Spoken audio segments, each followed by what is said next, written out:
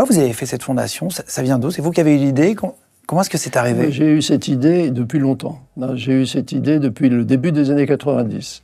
J'ai eu cette idée parce que je me suis dit, avec un collaborateur qui est toujours avec moi, qui dirige d'ailleurs très bien cette fondation maintenant, qui s'appelle Jean-Paul Claverie, je me suis dit que le groupe tire son succès des créateurs, qui sont pas vraiment des artistes. La création de mode, c'est plutôt de l'art appliqué, mais enfin, c'est un monde de création, et qu'il serait bien qu'on trouve un moyen de rendre un peu à ce monde de la création ce que l'on en tire pour la marche de nos affaires.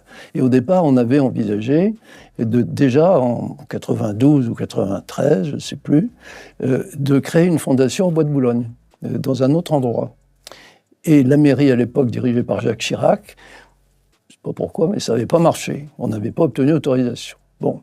Donc, on avait toujours cette idée. On avait examiné beaucoup d'autres sites. Et finalement, quand on a vu sur le Bois de Boulogne, à l'époque, c'était un bowling. C'était un bowling. Il y avait un bowling là-bas ?